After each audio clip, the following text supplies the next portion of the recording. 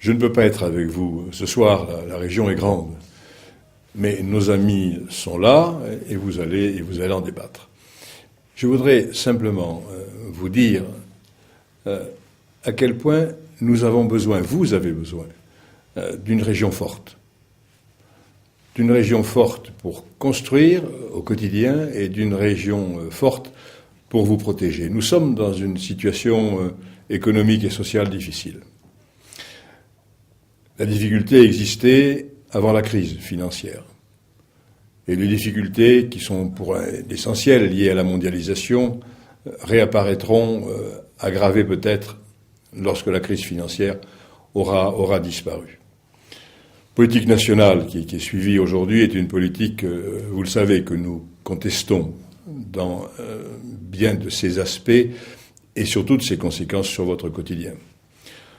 La mise en cause des services publics, qu'il s'agisse de l'éducation, avec des suppressions massives d'enseignants, de postes d'enseignants, les restrictions qui sont imposées à notre système hospitalier, les déremboursements en matière de santé, l'augmentation parallèle des charges de mutuelles pour nos concitoyens.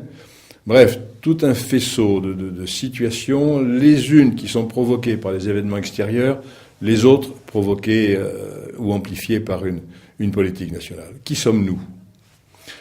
Nous sommes des femmes, des hommes, des candidats présentés par les uns le Parti socialiste, les autres le mouvement des radicaux de gauche, les derniers par le mouvement des républicains et citoyens.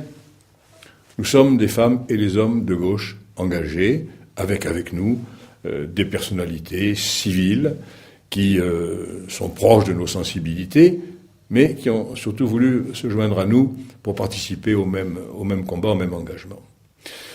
Vous parlez de la région aujourd'hui, c'est peut-être parfois vous parler d'actions, de démarches, de politiques dont vous ne percevez pas directement qu'elles émanent de la région elle-même et du Conseil régional. Le champ d'intervention de la région est un champ qui est extrêmement vaste. Je voudrais, avant que vous n'engagiez le débat, je voudrais évoquer un certain nombre de ces actions, en les résumant très, très simplement. Le premier problème, c'est l'emploi, aujourd'hui, incontestablement. Ceux qui l'ont perdu, ceux qui craignent de le perdre, et ceux qui redoutent que leurs enfants n'aient pas demain la même situation que celle qu'ils ont acquise au cours de leur vie. L'emploi, c'est une politique d'État. Ce n'est pas une politique régionale. Mais que ce soit en matière de formation professionnelle, que ce soit en matière d'éducation, nos actions sont pour l'essentiel tournées vers l'emploi. La formation, c'est la formation tout au long de la vie, c'est la formation des salariés à la recherche de leur emploi. Ce sont 25 000 stages par an qui sont organisés et financés par le Conseil régional. C'est l'éducation avec nos lycées. Et vous savez l'effort considérable que nous avons entrepris pour nos lycées. Modernisation, construction, 146 lycées en Midi-Pyrénées, 100 000 lycéens. Modernisation des centres de formation pour apprentis. Nous tenons beaucoup à l'enseignement professionnel, technologique, à l'apprentissage. Construction, modernisation de centres de formation pour apprentis. Aide et rémunération des maîtres d'apprentissage, sans lesquels il n'y a pas, ce sont des artisans dans lesquels il n'y a pas de formation en alternance dans ce domaine. L'éducation et la formation, c'est tourner vers l'emploi et l'entrée dans la vie active.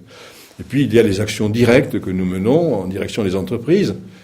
Nous avons, je prends cet exemple, signé 600 contrats avec 600 entreprises de Midi-Pyrénées de modernisation, d'adaptation, avec comme condition, bien entendu, la non-délocalisation, qui est de notre part une exigence d'intervention. Mais en direction de l'agriculture, premier employeur de Midi-Pyrénées, 100 000 emplois dans l'agriculture et l'agroalimentaire, avec la modernisation des bâtiments d'élevage, avec l'aide aux coopératives d'usage de matériel en commun. Bref, un certain nombre d'actions qui concourent à l'emploi, même si la politique elle-même de l'emploi est une politique de l'État. Je voudrais poursuivre avec l'éducation et la formation, l'enseignement supérieur, et la volonté de poursuivre le développement de l'enseignement supérieur sur l'intégralité du territoire régional. C'est d'ailleurs la raison pour laquelle nous sommes aujourd'hui en préparation avec les universités d'un schéma régional de l'enseignement supérieur que souhaitent les universités maintenant, ce qui rejoint mon souhait le plus cher.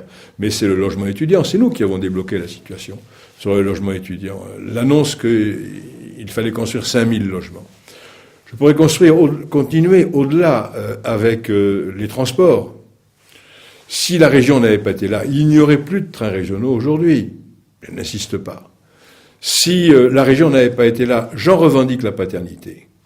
Nous n'aurions pas, en 2000, lancé les procédures qui vont aboutir maintenant à la réalisation du train à grande vitesse, du TGV, en desserte de Midi-Pyrénées.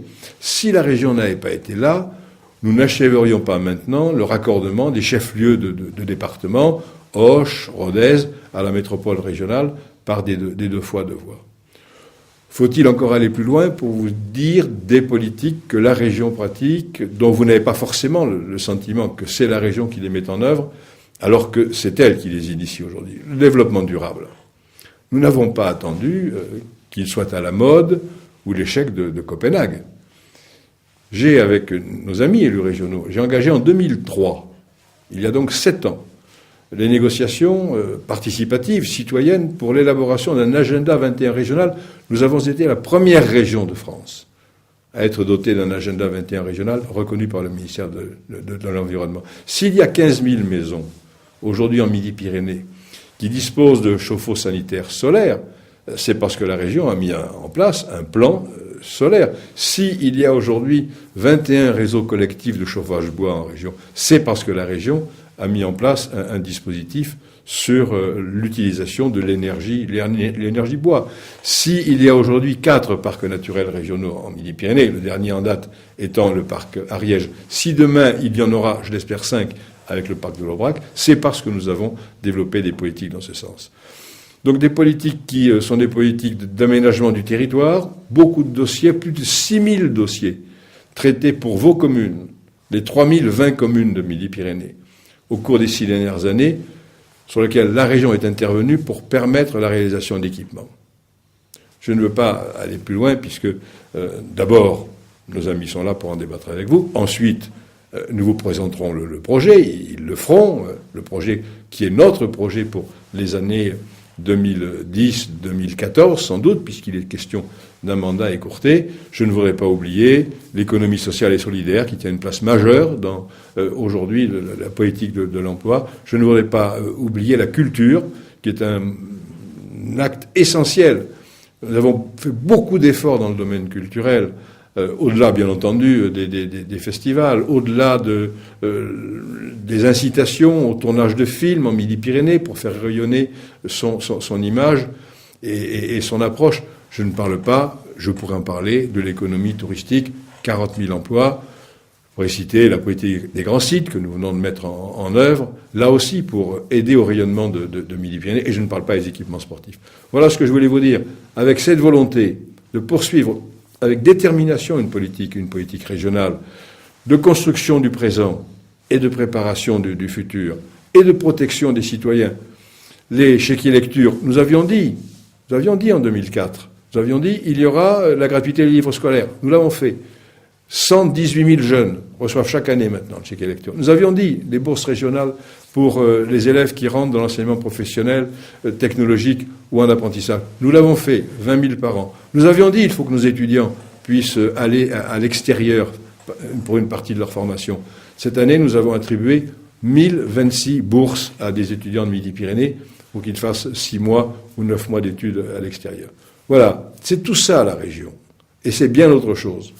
Donc, force, volonté, détermination, opposition au projet du gouvernement qui aujourd'hui cherche à tout recentraliser et à affaiblir les collectivités locales, vous avez besoin de la région. Nous avons besoin de la région.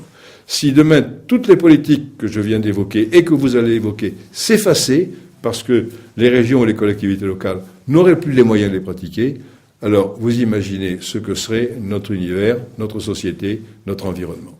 Voilà, je vous souhaite une bonne soirée et encore une fois, je vous redis notre volonté de répondre aux besoins de l'immédiat, à la solidarité dans l'immédiat et à la préparation de ce qui est l'avenir de cette formidable région qu'est Midi-Pyrénées.